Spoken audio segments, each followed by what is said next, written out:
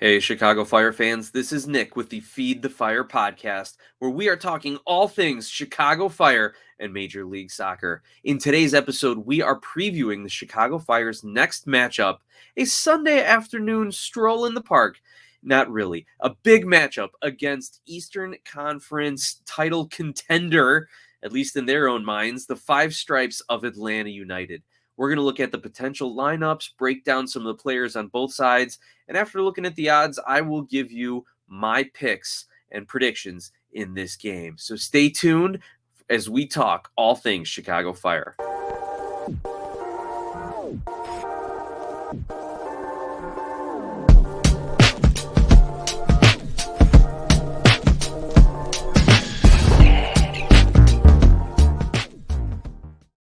Welcome back, Fire fans, to another episode of Feed the Fire, brought to you by Skira Icelandic Spring Water, available at your local 7-Eleven. I'm your host, Nick, and I am happy to be talking with you.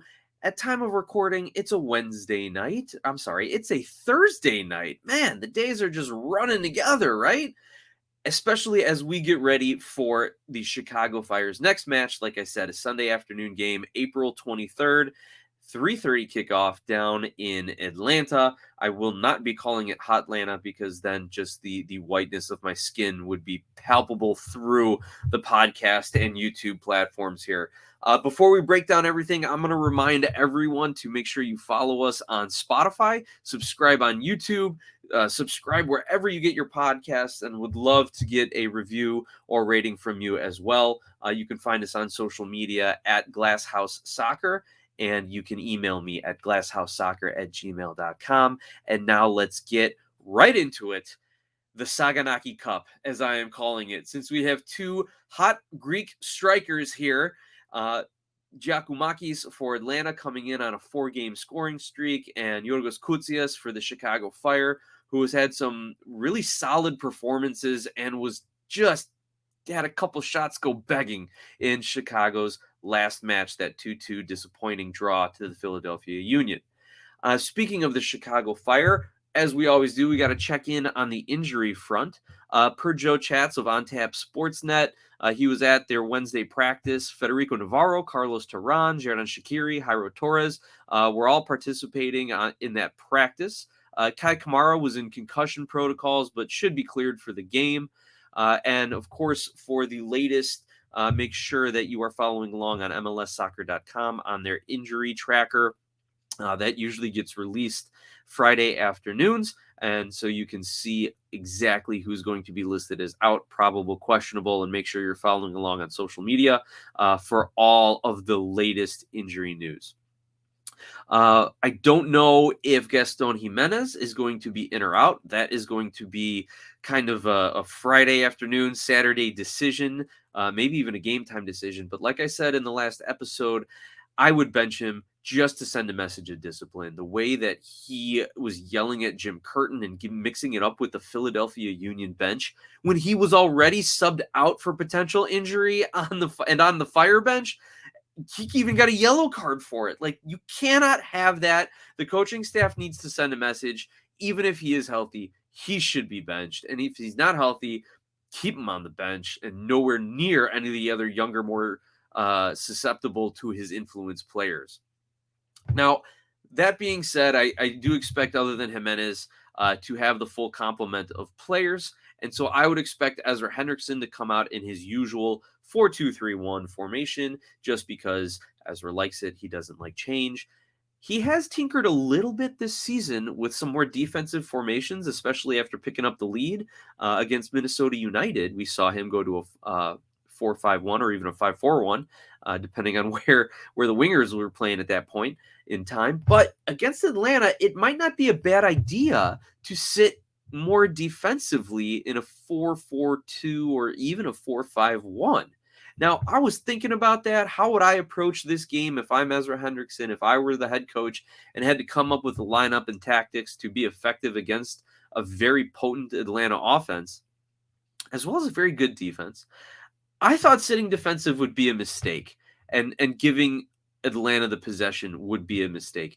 But really, I'm not sure how the Chicago Fire compete going toe-to-toe and getting burned on the counter or if they're just sitting in defense, allowing Atlanta to have possession, right? I almost feel like that episode of Ted Lasso when they're going up against West Ham and they're like, well, if we do this, we're screwed. If we do that, we're screwed. And if we do this other thing, yeah, we're also screwed. We can't win this game. I almost feel that's how the Fire are coming into this Atlanta United match.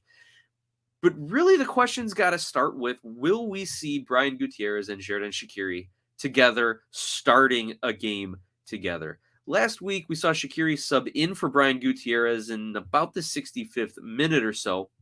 And Shaqiri was able to have an effect on the game, though not on the score sheet. He had a lot of excellent passes, and he looks to be building a pretty good rapport with striker Yorgos Koutsias, at least from 30 minutes of gameplay.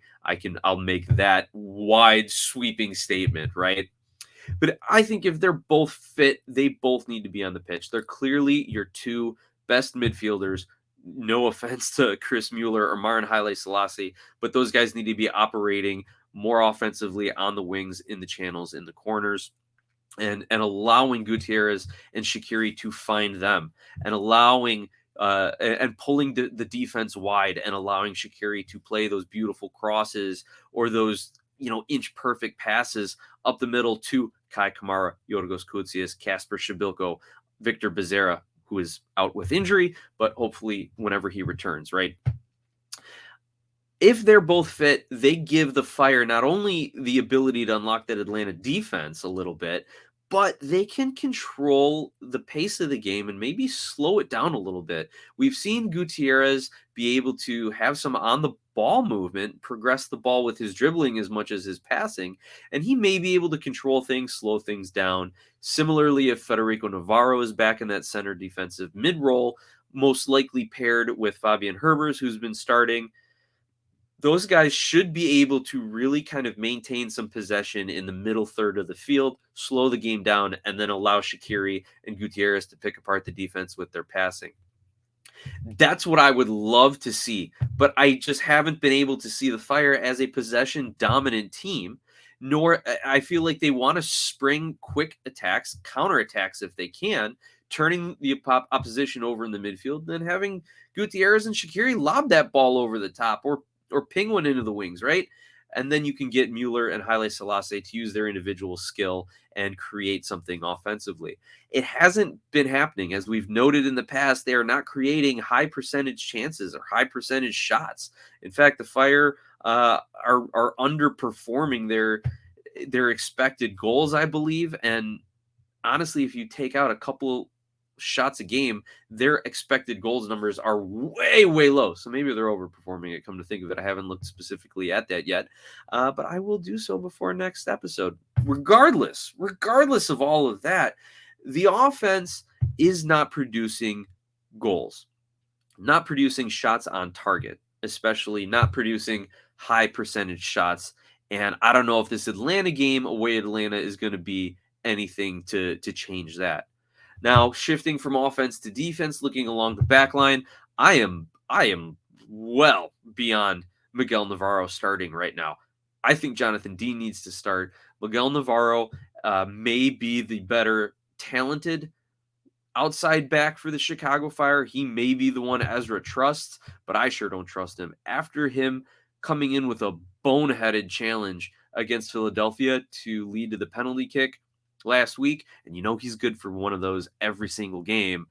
The margins of error are so slim for the Chicago Fire. Like we said, they're not scoring enough. They're not providing enough offensive opportunity.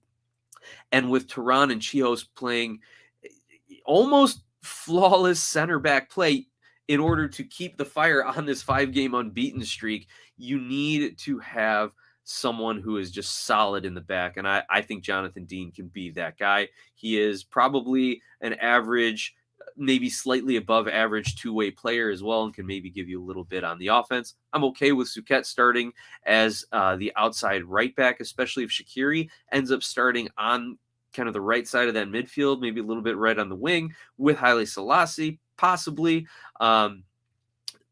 Then you can get and you know what? If Shaqiri's starting, Haile-Selassie probably isn't. Scratch that. But Suquet would not have to push the attack then if Shaqiri is starting out on the wing on that right-hand side. And he won't get caught out of position defensively as we have seen him be accustomed to a couple times over the last several games. So again, you got to get Guti and you got to get Shaqiri on the pitch together. You maybe sit in more of a defensive shape, a defensive formation, and try and relieve some of the pressure with possession in the midfield, and then shuffle up your back line a little bit where you know you're going to have solid play from Dean and Suquet and not have to worry about boneheaded tackles by Navarro or Suquet failing to track back. We'll see how Tehran feels if Olmsberg comes in. If Kendall Burks ends up getting the start, I would be very disappointed in Ezra Hendrickson and his overall decision making, because we saw what happened last week when Burks got in. 2 goals also got let in. Now, flipping the side of the field over to Atlanta United, few players you got to keep your eye on. I already mentioned striker Yorgos Giacomakis coming over from Greece in the offseason.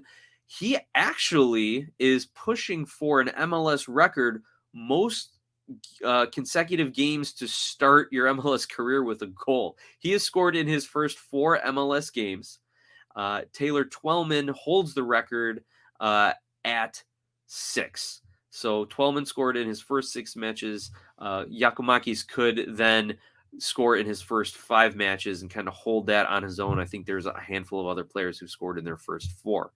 Giacomakis did come off the pitch in their last match against TFC, but it's been reported he was doing some individual work at practice this week and may be available for the Sunday game. That extra day is definitely helping out both squads, having to go on Sunday instead of Saturday. And I wonder if this is a little bit of a change up with the Apple broadcasting, if they're responding to a lot of the fan outrage, is that the right word? Or the fan constructive feedback, perhaps, where it's great that we can watch every single game with the season pass, but we can't watch every single game even with the season pass if they're all played at the same time at the same day. So hopefully we start to see a few more games get pushed out onto Sunday, and perhaps even a Friday or Monday game if they could figure out to keep it fair for the scheduling.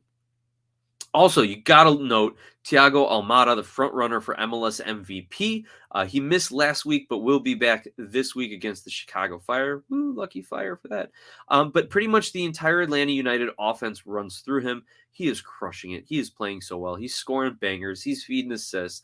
He's dribbling. He's passing. He is doing every little and big thing for Atlanta United when he is on the pitch. And hopefully, if Chicago ends up trying to clog the middle, as we saw them do in games in the past, I believe against Miami, that was one thing they tried to do.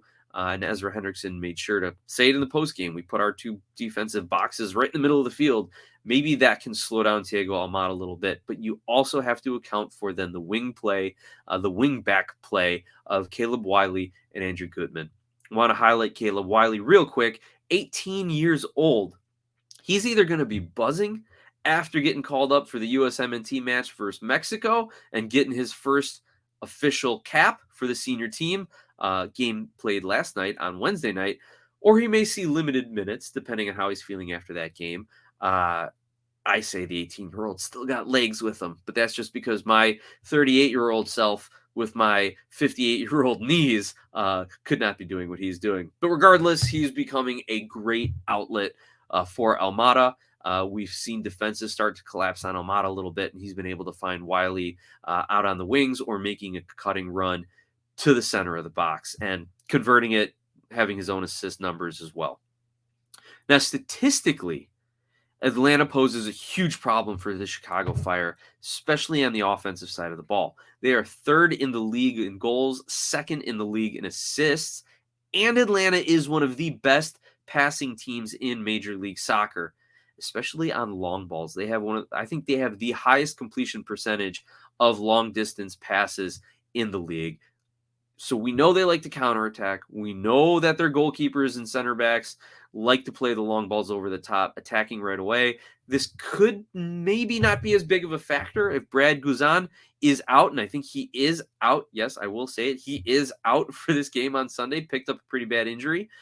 So that number could go down a little bit, but I don't think it's going to change as much of the strategy. If you're the goalkeeper and you're playing long balls out of the back, whether you're the number 1, number 2, or 3rd string keeper, you're going to be playing that same style.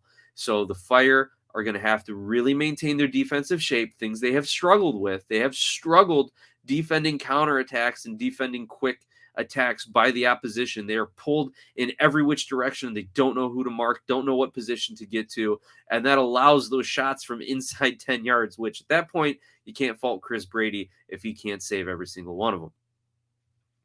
But also, we know Thiago Almada has like inside the stadium passing range and apparently inside the stadium shooting range as well. So he is going to be pinging balls all over the pitch, and we've got to look out for it as Fire defenders. Additionally, we know Caleb Wiley, Andrew Gutman, Brooks Lennon. These are all guys who can get forward, join the attack, and absolutely the talent to do something when they get into attacking position. So the Fire are going to have to play a near flawless game in all defensive aspects if they hope to come out of Mercedes-Benz Stadium with at least a point. And real talk here, Fire fans, they need a point in Atlanta. Atlanta is one of the hardest places to play in MLS, from the crowd to the turf. We don't need to get into that, as well as to the team that suits up. It's one of the hardest places to play in Atlanta. And if the Fire can come out with a point, then they can really say, hey, 6 games unbeaten, 6-game point streak. We can hang with the best of them in the worst environments. We are not just going to squeak into the playoffs in that expanded 9th spot, but we can actually play for a 4th, 5th, or 6th seed. At worst here, the Fire need a respectable performance even in a loss. That way Ezra can do his whole, well, we almost won it, we played really well, you know, you can never be shocked when you lose in Atlanta kind of a thing. Go into the U.S. Open Cup this week, beat up on amateur team Chicago House. No disrespect to Chicago House, I'm just saying kind of upbeat scenarios here for the Chicago Fire. And then next weekend, get ready for their MLS match against Red Bulls. 6-pointer, if you want to use the vernacular, right? If you want to take 3 points against the team who you're going to be probably in a playoff race for, could be a 6-pointer game here already at this point in the season. So that's kind of the positivity, kind of worst best case, I guess, in my mind. But the worst case scenario is the Fire come out with like a 4-0 defeat or like a 5 or 6-1 defeat down in Atlanta, pick up another couple injuries, and the season turns, right? I've said they've been on thin margins, and a crushing loss at Atlanta right now, the entire season could turn, and it would just be the Fire trying not to drown and then eventually drowning by the end of the season. I guess the only real saving grace is if that does happen, they've got the month off in the summer for Leagues Cup and could maybe use that to rejuvenate a little bit, get some mojo going. All right, before I get into the odds and my predictions, we got to look at a little trivia here. Thank you, MLSsoccer.com, for letting us know that the home team is 9-1-1 in this series. Ooh, history is not on the Fire's side. And a little bit of Kei Kamara trivia here. We know he's already played for 10 teams. Atlanta is only one of the 4 teams he has not scored against. So not only has Kei traveled and been around the league and been scoring goals and lots of goals at that, Atlanta is only one of 4 teams he has not scored against. I'm going to guess Kei knows that, and maybe he's going to use that as a little bit of motivating factor should he be starting or getting into this game. As I mentioned, the odds here per BetMGM. Now, this is as of Thursday afternoon. Who knows how this is going to change when the injury report comes out, though I'm pretty sure the odds makers are fairly on top of who is in and out at this point, and especially the fact that they're playing in Atlanta. Yeah, the odds are not in favor of the Fire here, folks. Atlanta is at -165. The draw is getting +310, and Chicago to win +380. Those are some pretty poor odds against the Fire there. But on the flip side, Atlanta's got 2 points in their last 2 matches, road draws to NYC and TFC, giving up some late goals. So the Fire might be able to pull something off here if they can fight, play the full 90, and continue to keep the pressure on Atlanta. And I guess there's a trend around MLS, at least, if not world soccer, that those late game goals, those stoppage time goals tend to come in the most unlikeliest of moments. Maybe the Fire have something like that. I don't think they do, though. So to give you my actual prediction here, I think Atlanta's going to come in and win this one 3-1, at least 3-1, if not 4 or 5. Play the over if you're a betting person for this total here. I just think at home with Omada coming back, even with Brad Guzan not playing in this game, Atlanta's just too good and too talented. The Fire are going to be in flux again in that central midfield, depending on Jimenez's health status. I think they're going to still be adapting to Gutierrez and Shaqiri trying to play together, and I just don't think that a combination of all of that, plus a little bit of travel, is going to help the Fire out at all. So I'm saying 3-1 Atlanta at best.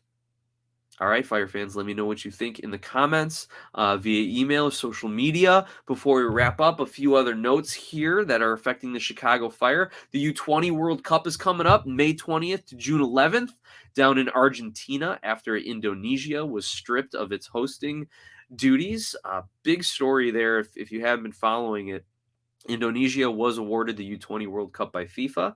Israel qualified for the U20 World Cup. Indonesia refused to admit them into the country because of religious reasons. And so FIFA stripped Indonesia of hosting them, gave it to Argentina, who did not qualify for the U20 World Cup, and now I think gets in as a host nation. I have to confirm that, but a wild story, a crazy turn of events. Let's just hope that all the players who are there are safe and performing to the top of their abilities. But why is this relevant to the Chicago Fire? Because Chris Brady, our starting goalkeeper, and Brian Gutierrez, starting center midfielder, should be getting call-ups from the U.S. under-20s. And depending on when the camp is before, depending on how far the U.S. advance, the Fire could be without these players for 4, maybe 6 matches if the U.S. gets to the finals. I really hope Brian Gutierrez ends up taking the call up and going. I think this is nothing but great experience for him. He's going to be playing with some of the best youth players in the United States, but also up against this opposition talent that is the next wave of bright young footballing stars. And I think it's going to be a great experience for him from a talent perspective, on the field perspective, but also he needs to be in high pressure moments. He has not had that with the Chicago Fire. They have not been fighting for a playoff spot realistically. They have not been in any big U.S. Open Cup games, after last year getting embarrassed by Union Omaha in the Fire's first match. He hasn't really been in these really high pressure situations. Maybe as a youth player in the Fire Academies coming up, but not yet. And I think this would do a world of good for him. Chris Brady, anytime you're training with the best, it's great. But would he be best served staying home, starting games for the Chicago Fire and training with the Fire? Or would he be best served going down and slotting into the number 2 spot behind former Fire teammate Gaga Slonina, who is the kind of penciled in number 1 for the U.S. under-20 team? So we'll see what Brady decides to do. Heck, if Atlanta lights him up for 5 or 6 goals, then maybe he takes the call up just to get away. Who knows? Keep an eye on this stuff, Fire fans. A couple other quick things. U.S. Open Cup, Chicago Fire is taking on Chicago House of the Midwest Premier League Wednesday, April 26th. Debating whether or not I'm going to make it out to that game. It would be great to get out to SeatGeek and see a U.S. Open Cup game there. If you're going, drop a comment, send a message. We can get a group together. I'm sure there's going to be tons of Fire supporters there. And also, speaking of supporters, Fire fans, the Chicago Fire as an organization is having a supporters town hall meeting Wednesday, May 3rd. Go find the details on the Chicago Fire website. It's going to be at the Fire Pitch over on Tallman Avenue. And it's going to be led by Garrett Drexler, the Director of Club Engagement, CJ Brown, Junior Gonzalez, the assistant coaches will be there, Paul Codwell, the SVP of Community Programs, and Evan Whitfield, the VP of Equity, Alumni Relations, and Engagement, will also be there on the panel.